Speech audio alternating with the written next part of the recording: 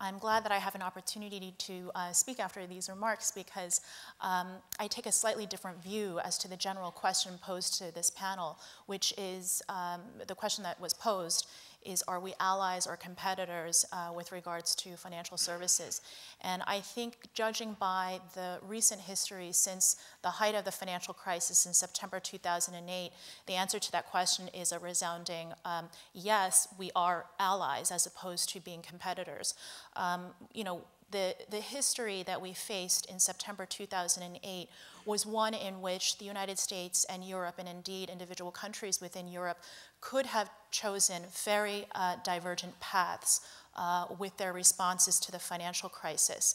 And I think this sentiment, the weight and the pressure of potentially going towards a much more protectionist and nationalistic path was evident by David Smith's remarks last night when he reminded us that during the G20 summit in November 2008, one of the key principles was to avoid protectionism because there was this still a potential for a race to the bottom as individual countries set up deposit guarantee mechanisms, and there was a potential run on banks, and there was really no coherent strategy for countries to come together to deal with global and systemic spillovers. Now, are these rules, 2.5 years on, identical rules?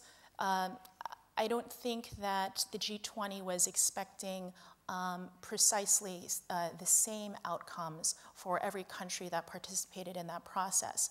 But I do think that the goal of achieving more compatibility and consistency across the Atlantic has been achieved.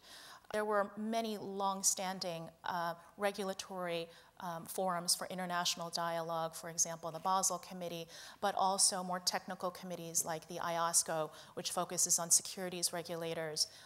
There's also a working group within the Basel Committee for OTC regulation, and there's, of course, the IASB for generating global standards for the accounting aspect of financial services.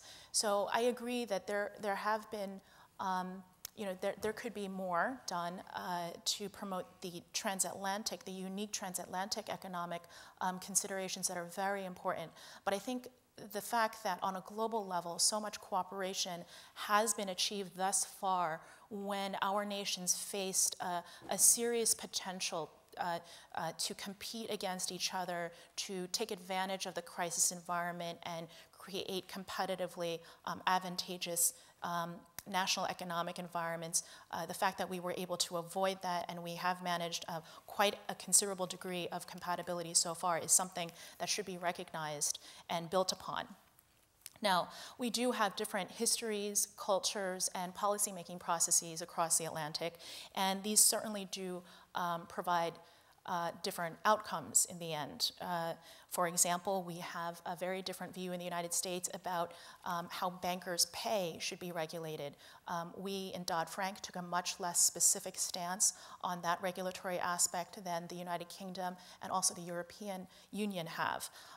However, on the other hand, we in the United States went much further with regards to the regulation of proprietary trading. We established the Volcker Rule, which regulatorily mandates the separation of proprietary trading from more traditional aspects of financial services. And that is something that does not exist in the EU and is not being contemplated through any proposals or directives in the EU.